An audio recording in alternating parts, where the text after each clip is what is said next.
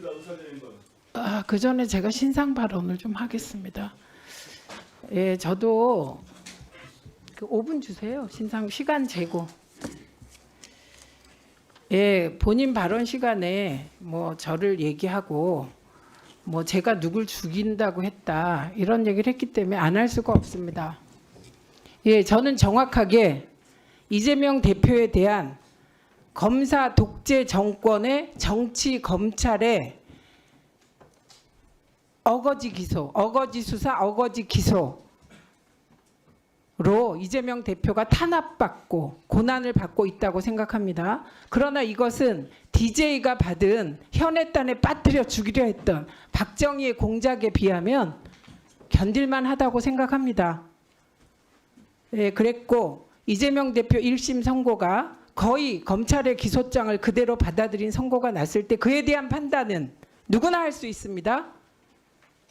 MBC 가처분 소송 관련하여 뭐 다 그렇게 말하지 않았습니까? 1심인데 뭘 그러냐. 항소심이 있다. 항소심도 또 MBC가 이기니까 대법원이 있다 이러지 않았습니까? 똑같은 입장입니다. 법원의 판단은 존중하나 저희는 그 내용에 동의하지 않습니다. 그래서 항소심으로 이미 이재명 대표는 항소했습니다. 그리고 저는 박정훈 의원님이 전혀 불안해하시지 않아도 됩니다. 민주당 내부를 저는 얘기했습니다. 민주당 내부가 체포 동의안 사태처럼 지난해에 정치 검찰과 손잡고 자당 대표를 흔들고 권력투쟁을 하려고 하면 그런 식으로 하면 제가 가만두지 않겠다 이렇게 말했습니다. 당원과 함께 죽이겠다고 말했는데 그 은유적 표현이 너무 세서 제가 오늘 페북에 올렸습니다. 기자들이 너무 전화가 많이 왔어요. 그래서 페북에 올려서 발언이 너무 셌다. 예, 그런데 이제 전화 그만하셔라.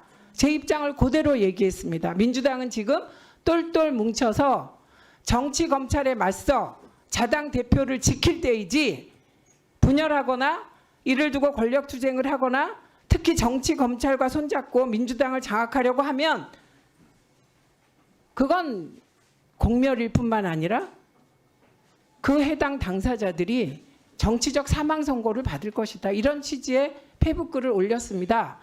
그래서 앞으로 혹시 인용하실 때에는 제가 그 발언이 너무 센 걸 인정했고 제 취지는 민주당이 똘똘 뭉쳐 검사 독재 정권에 이재명 대표에 대한 사법적, 정치 보복적 먼지털이식 수사와 기소에 대해서 저항해서 민주주의를 지키자는 취지였다. 그것까지 같이 인용해 주시기 바랍니다. 한민수 의원님 의사진행 발언 드리겠습니다. 시간 더 주십시오. 한 3분 정도. 아니 도대체 왜 가방이 KBS 사장 인사청문회 이렇게 만들어야 됩니까? 질문을 빙자해서 야당 대표를 그렇게까지 모욕해야 되겠습니까? 5번째 기소하고 밖에 나가서 여론 들어보십시오. 해도 너무한다. 윤석열 정권 검사 출신 윤석열 대통령 들어서서 2년 반 동안 정말 잘한 거 하나도 있나? 대한민국에서. 한 개도 대봐라. 여론 좀 들어보세요. 뭘 잘했습니까? 민생고에 경제고에 의료대란에 한반도 불안에 전쟁 날까봐 못 살겠다는데 뭘 하고 있었어요? 그 중간에는 이 정권의 황태자 이인자라고 하는 한동훈 대표가 있었어요. 반성부터 해야죠. 한번 보십시다. 윤석열, 김건희 부부의 국정농단 의혹이 날이 가면 커지고 있습니다. 뭐 얼마를 버텨요? 우리 국민들 지지율 한번 보십시오. 서울에서 10%도 안 나옵니다. 40대.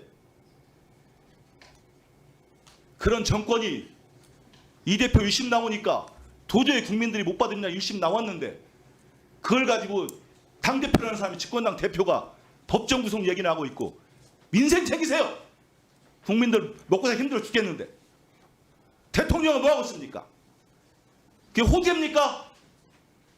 똑같이 수사 한번 해보십시오. 2년 반 동안. 저는 정말 답답합니다. 왜 가방에서 그런 문제를 이렇게 소중한 시간을 써야 됩니까? 위원장님, 저런 발언 용납하지 마십시오. 이게 인사청문회와 무슨 관계가 있습니까? 법인 가다가 들어보니까 들어보세요. 6 6천만 원이 무슨 제네시스? 안 드립니다. 아니 왜 야당만 주고 저희는 안 주세요? 야당만 준게 아니라 그렇게 하지 들어보세요. 말라고요. 시간 멈추세요. 지금 20초부터 다시 주세요. 네, 20초부터 다시 드리고요. 그리고 발언 중에는 끼어들지 않기로 했습니다. 아, 도대체 인사청문회를 했으면 인사청문회답게 하면 됩니다. 걸핏하면 뭐 도발하는 겁니까? 뭡니까? 왜 그러세요 도대체? 네, 거기에 다- 맞게 KBS 인사청문회 뭐 시간 더 주셨으면 더 얘기할까요? 20초. 아닙니다. 20초가 5초 그러면, 남았습니다. 예, 끝나겠습니다. 예, 이건 박정훈 위원님이 사실은 저걸 원하고 하신 거예요? 저를 갖다가 두 분이 갖다 그렇게 아니 저는 그만하세요. 자, 이준석 위원님 질의하십시오. 예. 이분위기에서 갑자기 질의를 하려고 하니까 참 난감하긴 한데요. 예. 자, 다시 경고합니다.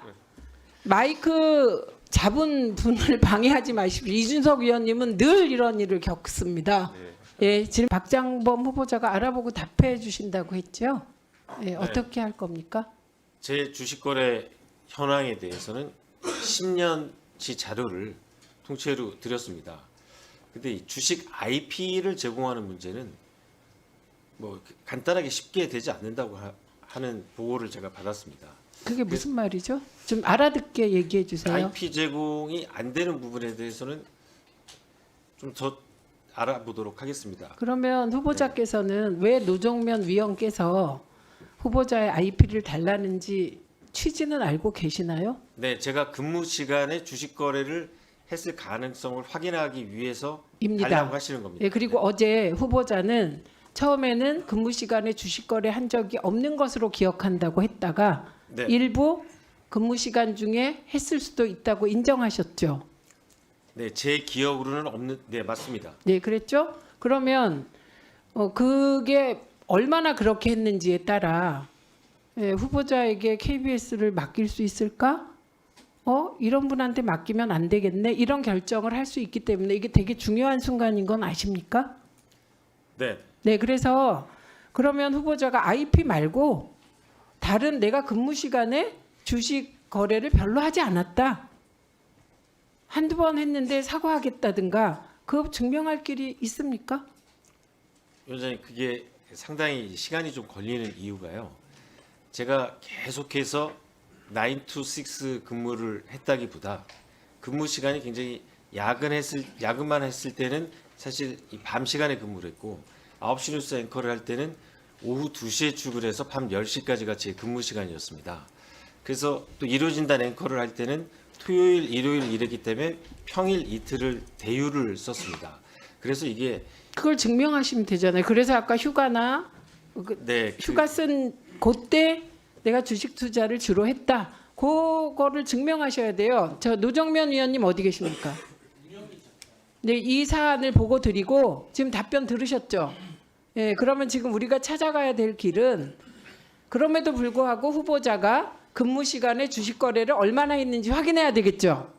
예, 그건 의원님께 보고 드리고 예, 방법을 다시 생각해 보도록 하겠습니다.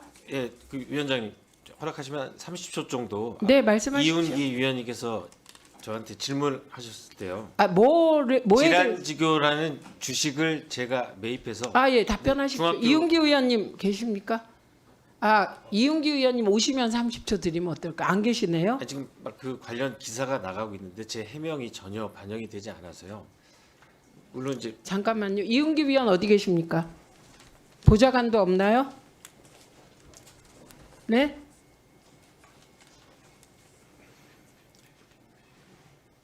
예. 자, 이윤기 위원님 질의에 대해서 후보자가 30초 답변을 한다고 합니다. 저는 답변을 드릴 그 시간을 드리고 싶습니다. 그런데 위원님이 안 계세요. 이게 실례이긴 하지만 드리겠다고 말씀드려 주십시오. 드리겠습니다. 1분 드리겠습니다. 네, 감사합니다. 아까 이훈기 위원님께서 저에게 질의를 하시면서 질환지교 소프트라는 종목을 사고 팔았다. 그러면서 이 단기간에 많은 차익을 남겼다고 말씀을 하셨습니다. 근데 제가 이제 당신은 뭐 그 친구 관계인 것도 맞습니다. 그런데 그 똑같은 질환지교 소프트라는 종목을 2017년부터 2018년까지 한 1년 한 5개월 정도 거래를 했는데 전체적으로 봤을 때 이윤기 의원님께서 말씀하신 구간에서는 제가 수익을 봤지만 그 1년 반을 전체적으로 봤을 때 300만 원의 손실이 났습니다. 그래서 제가 무슨 친구로부터 정보를 제공받아서 주식을 사서 수익을 거두지 않았다는 점을 좀 말씀드리고 싶습니다. 이거는 이윤기 위원님이 이 답을 들으셔야 될 것 같습니다. 왜냐하면 저희들은 그 부분에 관한 자료가 없기 때문에 요거 그대로 이윤기 위원님께 일단 전해드리도록 하겠습니다. 네, 그리고 감사합니다. 여기까지 들으면 되겠습니까? 네, 감사합니다. 예, 예. 조인철 위원님 질의하십시오. 예, 광주 서구갑의 조인철입니다. 정말 질의하기 어렵습니다. 거의 7시간 만에 첫 질의하는 것 같습니다. 청문회를 계속 해야 될지 말아야 될지 해서 한번 좀 여쭤보고 싶습니다. 지난 박문진 이사 선임 관련해서 가처분 처분이 인용이 됐어요. 그죠? 네, 인용이 됐고 거기에 주 내용이 2인 체제에서 한 행위가 위법성이 있다라는 겁니다. 알고 계시죠? 네, 그러면 마찬가지로 KBS 이사 선임도 2인 체제에서 한 경우에 불법성이 인정된다고 하면 나중에 다 무효가 될 수 있는 이런 우려가 있습니다. 그렇죠? 그 부분은 제가 직접 이 소송의 당사자로서 가처분 처분의 대상이 된 상태이기 때문에 입장을 밝히는 것은 그러니까 좀 적절치 않습니다. 있을 수는 있는 거 아니에요? 경우의 수 중에. 그게 받아들여지든 안 받아들여지든 경우의 수 중에 받아들여지는 경우도 있을 수도 있다라는 겁니다. 그럴 경우에 지금 진행되고 있는 사장 선임 절차도 같이 무효가 될 겁니다. 그렇게 됐을 때 KBS는 어떤 상황이 될까요? 굉장히 혼란에 빠질 겁니다. 심지어는 어떤 경우에는 사장이 2인이 되는 경우도 있을 수도 있고 하는 그런 혼란에 빠질 수도 있기 때문에 이 시점에서 차라리 그게 안정적으로 확정될 때까지 사장 선임을 중단해 달라라고 요청하실 의향이 있습니까? 그거와 관련해서 지금 진행되는 게 법원의 가처분 소송으로 알고 있습니다. 사장 선임 관련 지금 절차를 이것도 중단해달라라고 요청할 의향이 있으신가요? 이사 선임하고는 상관없는 거잖아요. 이 사장 선임. 아니 그러니까 지금 가처분 소송이요. 예. 제 사장 선임 절차를 중단해 달라는 소송입니다. 지금 그런가요? 본안이? 가처분 소송이요. 지금. 그러니까 가처분 소송의 본안 자체가 사장 선임하지 말라 이런 건가요? 제가 알기로는 그렇습니다. 왜냐하면 그래요? 그날 이사회 결의가 저를 사장 후보자로 결정한 건데 이사 선임의 문제가 아니고 사장 선임이에요. 아니, 이사 선임에 대한 가처분도 진행되고 있고 별도로 그러니까 이사 선임을 하지 말라. 이거는 잘못됐다라는 거고 네네. 그것 플러스 또 소송이 되는 게 사장 선임도 하지 말아달라라는 소송이 진행되고 있다는 거예요? 네 맞습니다. 가처분이 아니 사장을 선임도 안 했는데 하지 말라고 소송이 진행된다고요? 사장 후보자의 자격을 정지해 달라는 가처분이 현재 남부지법에 접수가 됐고 심리가 진행 중인 것으로 알고 있습니다. 아, 그럼 두 개가 진행되는 겁니까? 네. 잠깐만요. 누구한테 확인해야 되나? 사실 맞아요? 확인 좀 해주세요. 맞습니다. 첫 번째는 네. 2인 체제의 방통위가 7명의 KBS 이사를 선임한 것은 위법하다라고 하는 소송이 행정소송으로 진행 중이고요. 10월 23일 날 KBS 이사회가 사장 제청 후보자로 박장범 후보자를 의사결정한 것에 대해서 그 효력을 다퉈달라, 효력을 정지시켜달라고 하는 민사소송이 서울 남부지법에 들어가 있는 상태입니다. 예, 알겠습니다. 그렇다 하더라도 그게 만약에 받아들여질 경우에 KBS는 혼란에 빠질 수밖에 없잖아요. 그 소송이 끝날 때까지만이라도 중단해 달라라고 요청할 의향이 있으신가요? 제가 어디다가 중단해 달라고 요청합니까? 지금 진행하시는 분이 누굽니까 이거를? 사장 임명권자가 누구죠? 임명권자는 KBS 사장의 임명권자는 대통령입니다. 대통령이죠. 네. 이사회에서 진행을 하고 있고 추천을 하게 돼 있죠. 이사회에서 중단하면 중단하는 거 아닌가요? 제가 알기로는 이사회 추천 절차는 그 후보자가 결정되고 인사혁신처에 추천하는 알겠습니다. 걸로 그러면 끝나는 걸로. 의향이 있으십니까? 그럼 제가 알아서 알려드릴게요. 아니, 그거는 제가 결정할 사안은 아닙니다.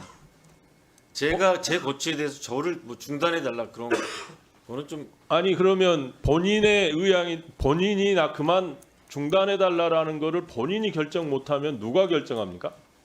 위원님 그와 관련해서 예. 이미 법원에 가처분 신청이 제기돼 그러니까 있고 조만간 KBS를 결정이 엄청 사랑하시죠. 30년 동안 근무하시면서 뭐 KBS를 진정 사랑하시는 분이면 그건 법적으로 안정화될 때까지는 중단해 달라 아니면 중단하겠다 라는 결정을 할 수는 있잖아요.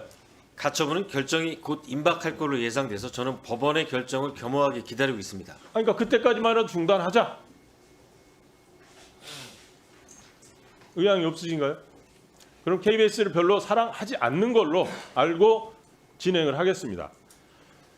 제가 그 서면 답변서를 한번 봤어요. 5.18의 의미는 무엇인가라는 서면 질의가 있었어요. 거기 한번 읽어보겠습니다. 답변서가 전 5.18 민주화 운동을 우리 현대사에서 민주주의와 인권을 위해 헌신한 중요한 사건으로 존중하며 이를 통해 이루어진 민주주의 정신을 우리 사회가 지켜야 할 소중한 가치라고 생각합니다. 여기서 잘 들어보세요. 하지만 KBS 사장 후보자 신분으로서 관련 의견을 표명하기보다는 향후 KBS가 다양한 시각을 균형 있게 다루고 국민의 판단을 돕는 공정한 보도를 제공하는 데 중점을 두겠습니다. 무슨 말이에요, 이게? 그 뒤에 붙는 말은요. 사장 후보자가 특정 여러 가지 사안에 대해서 자기의 견해를 밝힘으로써 프로그램 제작자들에게 영향을 미치지 아니, 않겠다는 견해를 밝힌다는 게 아니, 무엇이냐고요. 5.18이라고 하는 것은 명확하잖아요. 그 민주화운동 아닌가요? 명확한 걸 두 문장으로 제가 앞서 명확하게 말씀드렸습니다. 명확히 밝혔으면 그게 밝힌 걸로 끝난 거고 그렇게 돼서 그거는 하나의 사건으로 하나의 진실로 팩트로서 그냥 남는 거지 그 표명을 안 하고 균형 있는 시각을 계속 가져가겠다는 이야기는 인정하지 않는 민주화운동도 인정하지 않는 다른 시각까지도 다 골고루 반영하겠다 이런 뜻이에요? 절대 그렇지 그거는 않습니다. 아니죠. 절대 그렇지 않습니다. 그렇게 믿겠습니다. 네.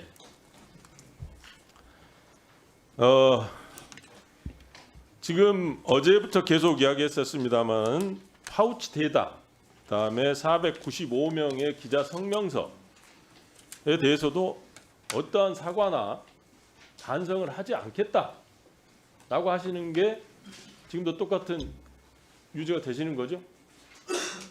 예, 제가 파우치란 발언을 아니, 사안을 그러니까 그것만 축소하기 위해서 말씀하시죠. 썼다는 아니 어제와 입장이 똑같죠? 네. 네. 그래서 지금 그 또 사면 답변서로도 한번 봐봤어요. 왜 사장님을 하시려고 할까? 그래서 봤더니 KBS 사장 지원 동기는 언제부터 계획했는지라는 우리 황정아 의원의 서면 질의에 이렇게 답변을 하셨더라고요. KBS가 공영방송으로서 국민에게 신뢰받고 변화와 혁신을 선도하는 조직으로 자리매김하도록 기여하고자 하는 열망을 오래전부터 품어왔습니다라고 답변을 하셨어요. 왜 사장을 하시려고 하십니까? 네, KBS를 좀 더 잘 이끌고 싶어서 사장이 되고 싶습니다. 잘 이끌고 싶어서. 네. 그러면 박민 사장님이 지금 보도본부장 앵커로 임명하셨죠? 사장이 앵커를 임명하는 건 아니고요. 어쨌든 간에 그 체제에서 하셨죠? 네.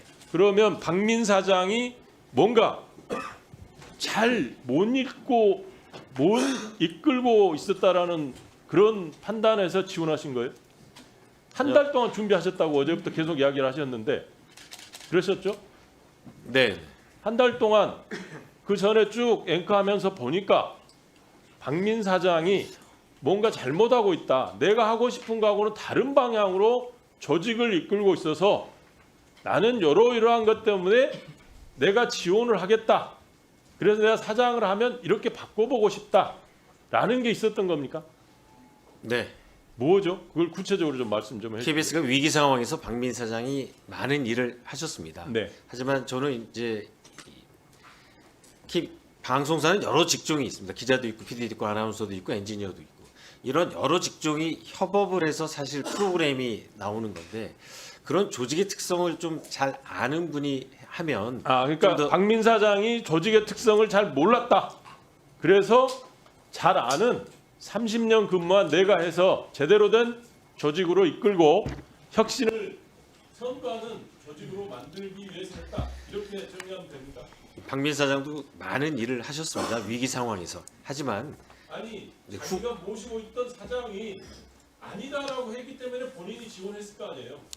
근데 그거를 왜 지원하셨냐고 하는 걸 명확히 말씀 못 하시는 게 왜 그러시냐는 거예요. 명확히 말씀해 보시라고요. 네, 뭐가 KBS 잘못돼서 K- 뭐가 잘못돼서 지원하신 거예요. 전임 사장이 어떤 잘못된 점이 있어서 지원했다기보다도요. 그러니까 제가 하면 더 잘할 수 있다라는 판단이 서서 있을 거 아니에요. 네. 뭘 더 잘할 수 있는 거예요. 말씀드린 대로 이 방송은 여러 직종이 혼합돼서 시너지가 날 때 가장 좋은 그렇다고 보더라 아무리 인정을 하더라도 우리 저 후보자께서는 주로 뭐 하셨죠? 네. 기자 하셨죠? 기자. 네, 기자입니다. 오락 파트 있었잖아요. 네, 맞습니다. 다른 오락 파트나 이런 거 계셨었나요? 아니죠. 아니, 예능 쪽엔 없었습니다. 없었죠. 네. 마찬가지죠. 그럼 그분도 한 파트에 있었고 후보자도 한 파트에 있었던 거에 불과한 거잖아요. 추가드리겠습니다. 예, 국회법 102조를 다시 한번 말씀드리겠습니다. 국회법 제102조에는 의제 외 발언 금지 조항이 있습니다. 의제와 관계 없거나 허가받은 발언의 성질과 다른 발언을 하여서는 안 된다는 규정이 있습니다. 지금 이 자리는 KBS 박장범 후보자 인사청문회 자리입니다. 거기에 맞게 의원님들께서 질의해 주시기 바랍니다. 네, 안양봉, 이영일 두 분 마이크 좀 부탁합니다. 잠깐 멈춰주시고요. 네, 두 분 다 마이크 좀. 네, 아까 그 이훈기 의원이 질의한 박민 사장 교체설 그 이사회 하루 전에 말씀하셨다는데 부인하셨죠? 예, 제가 그날 23일 날 저녁 늦게 노조에서 연락이 왔습니다. 알려달라고. 제가 몰라서 결과 끝난 거 이사회 확인해서 다시 연락 준 사실이 본부로 핵심한테 연락했던 사실이 기억이 납니다. 네, 자 안양봉 참고인님, 네네. 이영일 주관에게 박민 사장 교체설을 언제 들으셨습니까? 23일 당일 저녁 때 들었습니다. 예. 그러니까 사전에 박민 교체설을 이영일 주관께서 하신 말씀입니까? 그렇습니다. 예. 이영일 주관님, 그 제가 녹음이 휴대폰에 돼 있는데 증인이시니까 예. 위증하면 처벌받습니다. 그 평상시에 사실은 이영일 주관님은 박민 사장의 회사 경영에 대해서 여러 가지 좀 불만이 좀 있으시지 않았어요?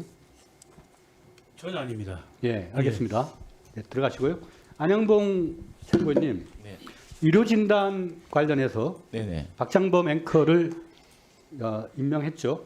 그렇습니다. 예. 예. 의료진단을 진행하면서 아까 박정훈 의원이 또 얘기했는데 2021년도인가요?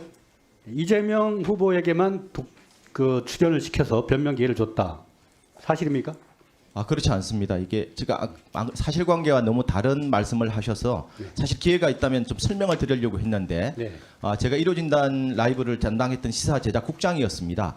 저희들이 2021년 6월부터 대선까지 모두 18차례의 대선 관련 토론 대담을 진행을 했습니다. 네. 그때 출연하신 후보가 21년 6월 달에 심상정 후보를 처음 시작했어요. 김동연 후보, 이재명 후보, 그리고 안철수 후보까지 모두 다 출연하셨고요. 네. 윤석열 후보는 저희들이 여러 방법으로 간곡하게 저희 회사에서 라이브가 어렵다고 하면 중계차를 보내서 네. 녹화까지 했으라도 하겠다고 요청을 했지만 뭐 예, 참석을 안 했죠. 네네. 네. 그다음에 박장범 앵커가 이루어진단을 운영을 하면서 클로징 멘트 등의 네네. 정치적 편향성이 있는 발언 등으로 인해서 그 다시 보기를 내리거나 여러 가지 조치가 있었다고 하는데 맞나요? 예, 그렇습니다. 방송 책임자로서 제가 결정한 사안입니다. 예. 그러니까 원래 KBS 방송 규약이나 제작 가이드라인에 정치적 균형, 중립성, 객관성을 유지하도록 돼 있죠. 맞습니다. 예. 근데 박장범 앵커는 다소 여러 사안에 대해서 정치적 편향성이 있는 그런 멘트를 한 적이 있죠. 이게 라이브 방송이기 때문에 생방송이기 때문에 대부분의 시사 프로그램은 사전 심의를 거칩니다. 그런데 라이브는 네. 심의란 게 불가능하지 않습니까? 그래서 책임자가 판단하도록 되어 있습니다. 네. 자, 그러면 우리 김찬태 이사님하고 유일형 이사님 각각 좀 마이크 좀 부탁합니다. 잠시 꺼주시고요. 세워주세요. 네, 유일형 이사님. 네. 그 이사회 공모자에 대한 면접 과정에서 박장범 후보를 인터뷰한 적 있죠? 네. 그때 박장범 후보가 소위 파우치 방송할 때 대통령이 의자에 앉아보라고 했을 때 박장범 후보는 뭐라고 말을 하던가요? 뭐 지금 자세히 기억은 안 납니다만은 미리 짜여진 동선대로 움직이지 않았고 갑작스럽게 적극적으로 그런 제의를 하셔서 뭐 주저주저 하다가 앉았다 뭐 그렇게 들은 것 같습니다. 네. 우리 박장범 후보님, 네. 그 대통령께서 우리 박 앵커 이 자리에 한번 앉아보세요 했을 때 바로 앉았습니까? 아니면 뭐 주저주저 내지는 거절 같은 표현이 있었습니까? 그 정해진 동선이 아니었기 때문에요. 주저할 수밖에 없었습니다. 몇 번 안 앉는다고 하셨죠? 네. 근데 대통령께서 하도 강권을 하니까 앉을 수밖에 없었다는 거죠? 이제 강권이라기보다도 계속 말씀하시니까 뭐 이렇게 계속 또 안 한다고 하기도 좀 뭐 그런 상황이었습니다. 우리 김찬태 이사님, 박민 후보자에 대해서 인터뷰를 하신 적 있죠? 예, 했습니다. 네. 박민 후보자가 혹시나 처음에 이제 KBS 사장으로 임명될 때는 사전에 박민 내정설이 돌았다고 하셨죠? 예, 네. 그런 얘기를 주변에서 들었습니다. 네. 근데 이번에는 박민 후보자에게 직접 물어보셨죠? 예, 어디서 메시지가 온 적이 있느냐? 네. 그랬더니 박민 후보는 뭐라고 답을 하던가요? 없다고 일단 얘기했죠. 이제 당시에 연임설이 주변에서 바닥에 돌기 때문에 네. 그 문제를 한번 확인을 하고 싶어서 질문을 드렸던 겁니다. 그러니까 박민 사장은 이전에 처음 임명될 때는 내정설이 돌았고 그것이 나중에 중앙일보의 기사까지도 나왔었고 나중에 실제 사장이 되었는데 이번에는 직접 당사자한테 물어보니까 어떠한 통보도 없었다 예, 이렇게 답을 메시지 했다는 받은 적 거죠. 없다고, 예, 답변을 예. 했습니다. 예. 우리 유일영 이사님, 예, 네, 박민 사장을 인터뷰할 때 박민 사장이 KBS의 공식적인 소통 통로가 아닌 외부의 권력이나 권한의 개입이 있을 경우에는 그것이 대단히 문제가 된다라는 답을 한 적이 있습니까? 제가 잘 못 들었습니다. 다시 한번 제가 그 회의록을 읽어드리겠습니다. 그 인터뷰에서 이제 임명동의제와 관련한 질문을 했고 박민 사장은 정상적인 법적 절차를 통해서 대표적인 권한인데 그 외의 권한이나 권력들이나 세력들이 KBS를 좌지우지하게 되면 공영방송의 정체성이 훼손된다고 봅니다. 라고 회의록에 나오거든요. 네, 이 대목은 그 박민 사장 체제조차도 정상적인 KBS의 공식적인 통로를 통한 의사결정이 아니라 외부의 권력이나 세력들이 좌지우지하고 있다라는 말씀이거든요. 네. 거기서 말하는 세력이나 권력은 용산을 말합니까? 아니면 또 다른 권력적 영향을 미치려는 사람들입니까?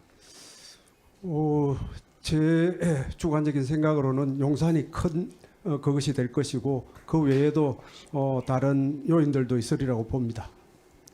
그렇죠. KBS는 그 KBS 방송 강령에 외부의 그 어떠한 간섭이나 개입도 있어서는 아니 된다. 독립성을 그렇게 보장하고 있죠. 네. 네. KBS 이사회에서 이번에 박민 또 박장범 또 김성진 이 세 분에 대한 면접을 했고 그 우리 몇몇 이사님들은 퇴장을 하신 상태에서 박장범 씨에 대해서 7명의 만장일치로 후보 제청이 있었죠. 네. 네. 이전에 KBS의 이사회에서의 사장 선임과 비교해 봤을 때 이렇게 한꺼번에 만장일치로 후보가 선정된 적이 있습니까? 잠깐 그 만장일치라는 거는 저도 듣긴 들었는데 제가 직접 확인한 건 아니고요. 그 전에 이런 일이 있었는지 그것도 제가 확인은 하기가 어렵습니다. 네네. 아무튼 그 네 분이 퇴장한 상태에서 결정됐지 않습니까? 네. 네, 왜 퇴장을 하셨죠? 저희는 작년에 박민 사장 공모 때 그때 너무나 비민주적이고 투명하지 못한 절차를 통해서 사실상 쿠데타와 같은 그런 방식으로 사장이 임명된 적이 있었기 때문에 올해는 적어도 좀 투명성과 공정성을 확보하자. 그래서 한 2번이나 했던 적이 있는 시민평가단을 다시 부활시키자. 박민 사장 때는 그때 보궐 사장이기 때문에 시간이 급하다 이래가지고 저희들이 양보를 했었는데 이번에는 3년 임기에 정식 사장이기 때문에 최소한 그거라도 확보를 해야 되겠다 했는데 다수 이사들이 그런 것들을 무시하고 그냥 일방으로 진행시켜서 옛날에는 무려 30명 정도 사장에 어플라이를 했었는데 이번에는 4명밖에 어플라이를 안 했습니다. 그래서 이건 너무나 크게 기울어진 운동장이다. 보나마나 이건 뻔한 결과다. 이래서 저희들은 퇴장을 했습니다. 네, 박창범 후보자님. 네. 한 달 전쯤에 공모에 의항하기로 결심했다고 하셨는데 그때 누군가가 권유가 있었습니까? 제가 응모에 그 마음을 먹었다는 건 그때부터 제 경영 계획서를 준비하고 쓰기 시작했다는 말입니다. 한 달 전부터. 누군가가 자천이든 타천이든 간에 사장이 한번 응모해 보면 좋지 않겠냐라고 고민한 사람이 있었습니까? 없었습니다. 그냥 순수하게 본인의 독자적이고도 고독한 결정이었습니다. 네. 그거를 솔직히 믿기가 좀 어려운 게 김영일 주관, 박민 유채설, 그다음에 이미 그 서치 방송 이후부터 저는 용산의 적극적 강택에 의한 사장의 선임 절차가 진행됩니다. 그렇게 생각하고 있거든요. 일단은 지켜봅시다. 서면 질의에 대한 답변에서 본인 스스로가 KBS 메인 앵커의 역할을 충실히 해서 대담의 진행자로 됐다라고 답변하셨습니다. 네. 그다음에 앵커가 진행해온 전례가 있다라고 했는데 전례 한 가지 한번 얘기해 보시죠.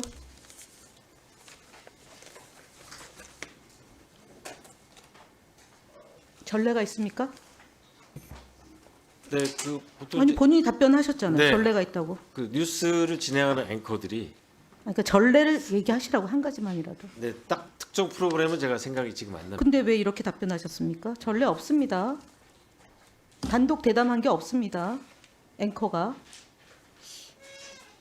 저기 그다음에 위원님, 메인 앵커로 충실해서 평가를 받았다고 하는데요. 박정범 후보는 성태윤 정책실장과 친구고요.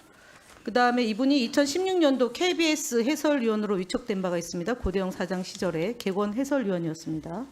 그래서 2023년 1월 15일부터 2023년 11월 12일까지 윤석열 정부에서 의료진단 라이브를 진행하셨어요. 그러고 나서 13일 날 앵커로 발탁이 되셨어요.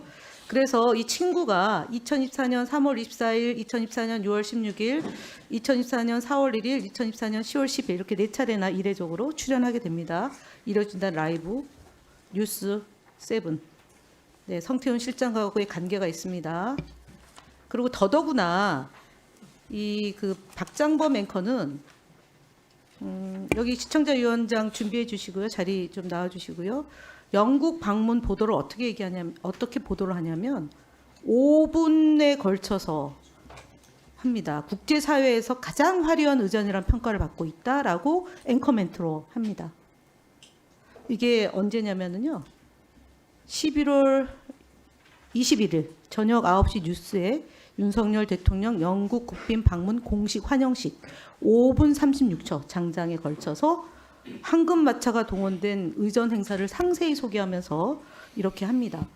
시청자위원장님 이렇게 보도된 게 있습니까? 이전에 혹시 시청자위원장 하시면서? 제 기억으로는 없는 걸로 네. 알고 있습니다. 그러면 이것 말고도요. 그 박장범 앵커가 그 2023년 11월 20일 한동훈 출마와 관련해서 가는 곳마다 함께 찍자는 젊은이들이 몰려드는 특이한 장관, 역대 어느 법무부 장관도 다른 한동훈 장관의 출마설, 정치적 중립을 훼손했다는 지적이 있습니다. 네. 예. 그리고 민주당을 비하하는 발언도 한 게 있습니다. 그리고 장제원 의원이 총선 불출마 선언과 관련해서도 스크립터에 없는 내용으로 윤석열 대통령의 정치개혁에 대한 강력한 의지를 접한 장제원 의원은 오늘 결국 자신을 밟고 가라고 말했습니다. 그 기사에 없다는 내용입니다. 그리고 12월 18일 날 전임 문재인 정부 때는 북한의 미사일을 미사일이라 부르지 못하고 불상의 발사체라는 말까지 만들어낸 것과 180도 달라진 대북인데요. 불상의 발사체는 문재인 정부 이전에도 썼다. 이런 4가지의 앵커 시절의 문제성 발언이 있습니다. 이 부분에 대한 지적들이 시청자위원회 내에서도 있었나요 혹시? 네, 있었습니다. 그럼 결국 이런 발언과 아부성 발언이 2월 4일 날 녹화하는 데 있어서 앵커가 발탁되게 된 배경이다. 그리고 앞서 얘기했던 성태윤 실장을 출연시켰던 것도 그와 연관성이 있다라고 의혹 제기할 수 있는데 그런 의혹 제기에 대해서는 어떻게 보시나요? 개연성이 전혀 없다고는 생각하지 않습니다. 네, 그래서 시청자위원 때 대한뉴스 같은 그런 보도가 있었다라는 지적을 한 바 있는 걸로 칼럼을 봤는데 맞죠? 네. 예, 들어가셔도 좋습니다. 그런데 지금 박장범 앵커는 본인이 그 파우치, 조그만 파우치에 대해서 사과하지 않았는데요. 당시에 보수 언론들의 대통령 대담 평가가 어떻게 있었냐면은 동아일보에서 KBS 사설을 통해서 KBS가 빠뜨린 질문들, 대담이 기자회견을 대체할 수는 없다. KBS는 사장 인사권자가 대통령이며 대담이 객관적이고 중립적으로 이루어졌다고 하기 힘들고 생방송도 아니고 지난 4일 녹화한 방송이다라는 지적을 동아일보에서 했습니다. 조선일보에서도 사설을 통해서 내용 형식 미흡했던 윤 대담 앞으로 조심 약속이라도 지켜야. 그래서 윤 대통령이 원치 않거나 거북하게 여길 질문이 보이지 않았다는 칼럼 지적이 있습니다. 사설 지적이 있습니다. 문화일보에서도 명품 베개 행방이나 처리 문제에 대한 억측을 잠재울 만한 구체적 언급이 없었다. 이게 당시의 지적입니다. 그리고 지금 이 시간에 오늘 박장범 앵커 이틀째 인사청문회 할 때 KBS 종사자들은 부산에서 울산에서 경남에서 반대를 하고 있습니다. 하지 말라고요. 왜 이 얘기냐면 KBS 사장은 방송과 경영의 최고 책임자로서 외부에 부당한 간섭을 배제하고 방송의 독립을 지켜야 합니다. 근데 그럴 수 없습니다. 더군다나 오늘도 거짓말을 하고 있어요. 임명동의제 법원에서 인사권이고 판단을 받았다고 주장했는데 맞습니까? 네, 가처분에서 2가지 사유로 아니 맞습니까? 법원에서 네. 판단을 내렸습니까 이미? 가처분을 확인하시고요. 거짓말이라는 통해서 점 법원이 말씀을 드리고요. 아직 안 내려졌다는 얘기 가처분 결정이 나온 걸로 알고 있습니다. 아닙니다. 확인해 보십시오. 제가 확인해 보죠. 시간을 다음번 추가 질의 때까지 확인하고 답변하세요. 거짓이라는 알겠습니다. 거고요. 네, 답변하고요. 그다음에 오늘 한국일보는 진보 매체라고 보기 어렵죠? 보통 이제 보수냐 진보냐 할 때 한국일보는 보수도 진보도 아닌 중도 뭐 중간에 있는 그런 매체라고 보통 구분을 하죠. 그렇죠?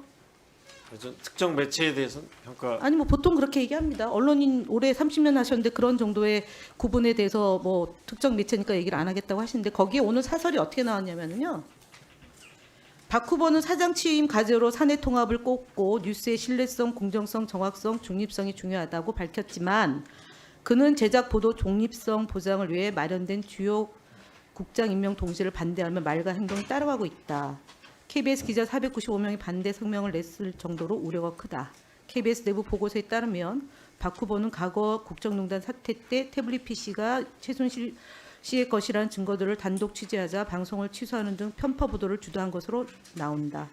공영방송 장악을 위한 정책 시도는 거의 매 정권마다 되풀이됐지만 이번처럼 사장의 후보의 자질 논란이 증폭된 사례는 드물다.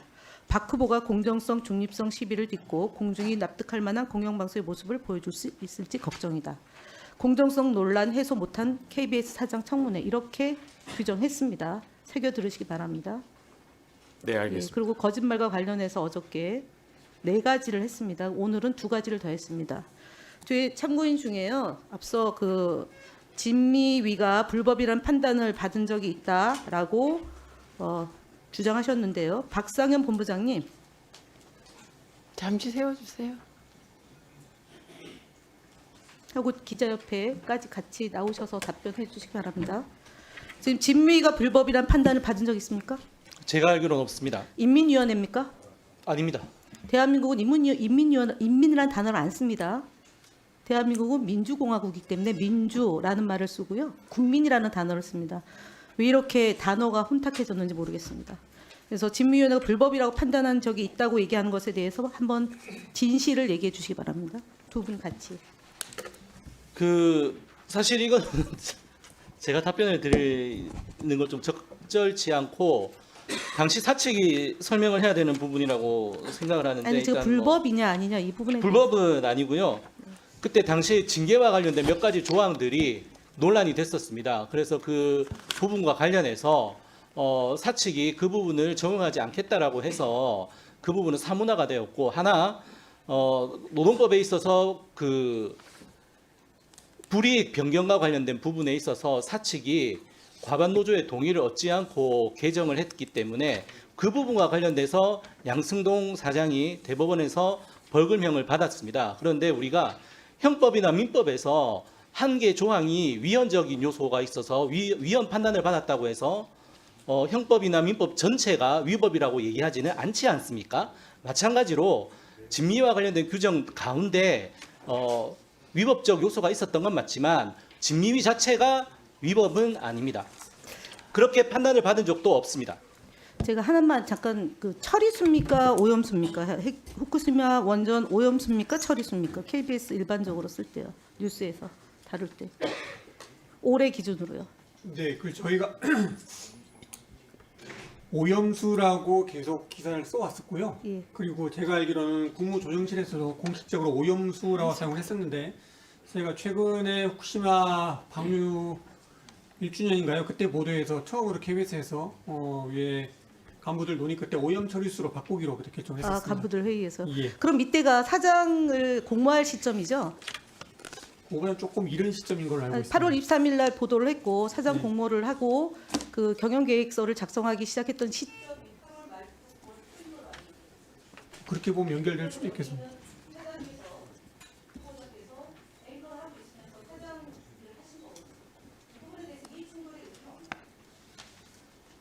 그렇게까지는 생각해 보진 않았습니다. 예, 저는 노태영 참고인, 이영일 증인, 안양봉 참고인, 박상현 참고인에게 질의하고 만일 시간이 되면 제3노조 위원장께 하겠습니다. 그래서 맨 처음에 노태영 참고인에게 질의하겠습니다. 화면 준비됐습니까? 네, 띄우십시오.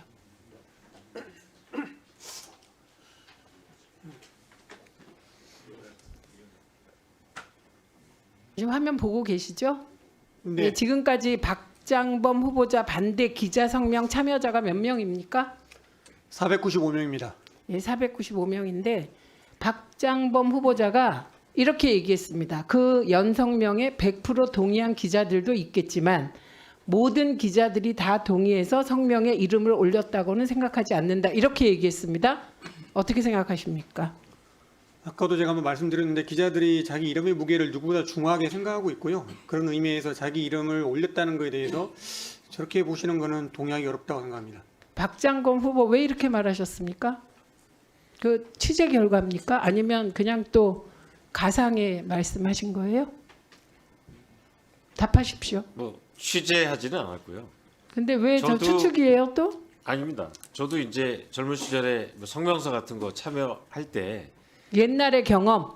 예, 제가 그 성명서 글에 100%다 동의하지 않더라도 좀 일정 부분만 동의하면 그 기명을 해서 같이 동참하는 경우가 있었거든요. 그래서 그거는 박장범 후보자 개인 생각이고 네, 이 말에 대해서 어떻게 생각하십니까, 노태영 회장? 저는 네, 본인의 생각을 좀 과하게 확대 해석하신 게 아닌가라는 좀 안타까운 생각입니다. 네, 예, 박장범 후보자 저희가 나중에 다시 이 관계에서 왜 그랬는지 물을 테니 생각하고 계십시오.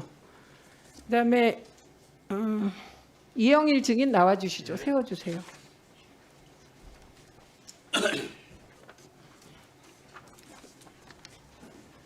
이영일 증인 예, 말씀하시죠. 10월 23일 날 술자리에 간 일이 있습니까? 저녁 먹었습니다. 네. 그리고 23일 당일이에요. 노조 누군가와 통화한 일이 있습니까? 저녁 7시 한 반쯤 했습니다. 누굽니까? 이 자리에 있습니까? 없습니다. 네. 그 노조는 어떤 노조입니까? 본부 노조입니다. 본부 노조. 예. 그 늘 얘기하는 민주노총 소속 맞습니다. 본부 노조. 예. 그 얘기 아까 하셨고요. 예. 통화에서는 뭐 이런저런 얘기 한 일이 없다. 저한테 물어봤습니다. 아니 그 얘기 하실 필요 없어요. 제가 다 들었어요. 예. 10월 23일은 박장범 후보자가 이사회에서 선출된 날입니다. 그리고 10월 24일 확감이 있었습니다. 거기에 박민 사장이 출석했는데 매우 초췌한 모습으로 나왔고 그리고 중간에 건강상의 문제로 이석하겠다 그래서 이석시킨 일이 있습니다. 예. 그런데 저희가 여러 명한테 들은 바에 따르면 10월 23일 저녁 그러니까 그게 술자리를 겸한 술도 좀 드셨나요? 그때 저녁 7시부터 아니 술도 좀 드셨냐고요. 예? 예, 맥주 몇 잔 예, 먹었습니다. 예. 그때 박민 사장이 어제 이미 용산으로부터 교체 사실을 통보받았다는 말을 했다. 이 얘기를 여러 명이 들었대요. 사실 아닙니다. 사실 아닙니까? 여러 명이 들었는데 사실 아닙니까? 사실이 아닙니다. 왜냐하면 입증할 증거도 있습니다. 무슨 7시 증거가 반에 있습니까? 본부로 연락 와서 술자리인데. 저한테 물어봤습니다. 누구냐고 모른다고 제가 확인하고 그건 아까 한참 뒤- 통화 얘기하신 거고요. 제가 맞습니다. 지금 통화 기록 물은 거 아니잖아요. 그러면 그 술자리 대화를 다 녹음하셨습니까? 아니 그 전화 온 걸 말씀드리는 겁니다. 아니 지금 제가 물은 건 술자리에서 그런 말 한 적 있냐 물었습니다. 없습니다. 없다고 했는데 그건 어떻게 증명할 거예요? 아, 제가 녹음이 있습니까? 제가 그런 위치에 있지 않습니다. 예, 우리는 이영일 주간이 박민 사장이 10월 22일, 그러니까 어제죠. 이미 용산으로부터 교체 사실을 통보받았다. 예, 이 얘기를 들었다는 분이 여럿 있다. 이 점 사실 말씀드리고 드리고 들어가세요. 세워주시고 안양봉 참고인 나와주시죠. 예. 10월 23일 저녁 이영일 주간과 같은 술자리에 있었나요? 혹은 저녁에 만났나요? 같은 집이지만 같이 동행은 한 자리가 아니었습니다. 저는 다른 자리였습니다. 예, 그러면 이영일 주간으로부터 10월 23일에 어제 그러니까 10월 22일이죠. 10월 22일 이미 용산에서 박민 사장에게 교체된다는 통보를 했다는 이야기를 이영일 주간으로부터 직접 들으셨습니까? 네, 그렇습니다. 예, 그건 어느 장소에서 들으셨나요? 23일 날 네. 저희들이 이제 그 일정이 끝나고 저는 저희 동료 2명과 한 집에 있었고요. 네. 어, 술집 예, 식당이요. 회사 앞에 치맥집입니다. 아, 치맥집. 예. 그리고 이영일 주간은 다른 자리에서 또 다른 분들과 같이 자리를 하고 있었습니다. 근데 제가 이영일 주간과 동기인 입사 동기인 분한테 이 너무 의외의 결과가 나왔다고 저희들이 받아들였기 때문에 이거 어떻게 된 건지 한 물어봐라라고 제가 이야기를 권했습니다. 그래서 그 친구가 가서 이영일 주간한테 동일한 그런 이야기를 듣고 온 거예요. 그래서 너무 깜짝 놀랐고 나중에 제가 또 물어봤습니다. 이영일 주간한테 가서 이렇게 이야기했던 게 맞는 거냐라고 물어봤고요. 이영일 주간이 두 가지 이야기를 크게 한 겁니다. 예. 전날에 박민 사장한테 용산에서 교체된다는 통보를 했다. 네. 그리고 퇴근해서 핵심 참모들과 함께 저녁 자리를 박민 사장이 가졌다. 그 자리에서 본인이 교체된다는 이야기를 박민 사장에 전달했다고 하더라라는 이야기를 이영일 주간한테 제가 들었습니다. 예, 알겠습니다. 예. 들어가시고요. 세워주세요. 박상현 참고인 나와주십시오.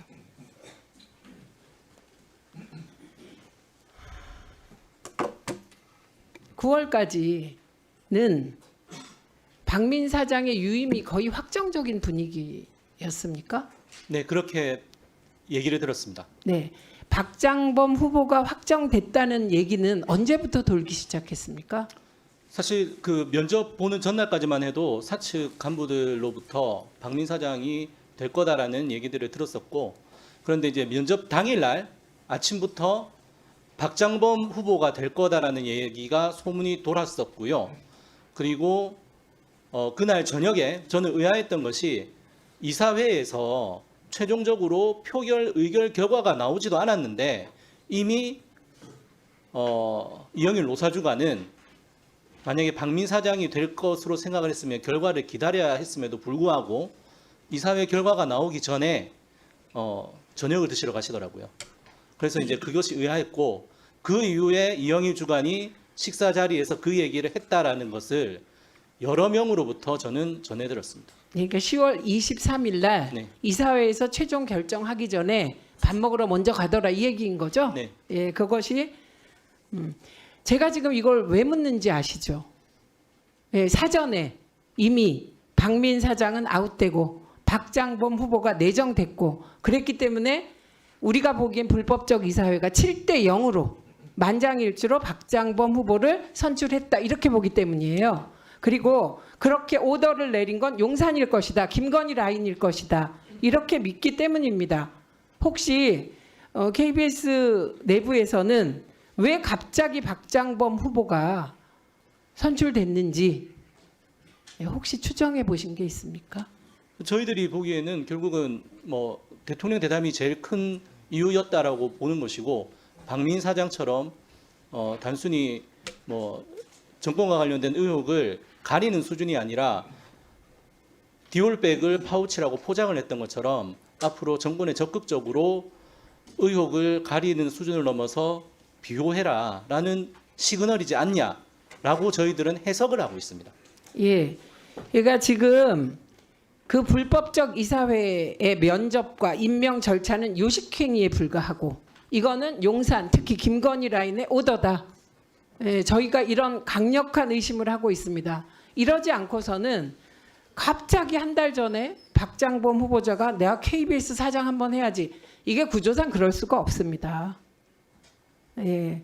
그래서 또 KBS 측 증인 이영일 증인 얘기 들으셨죠?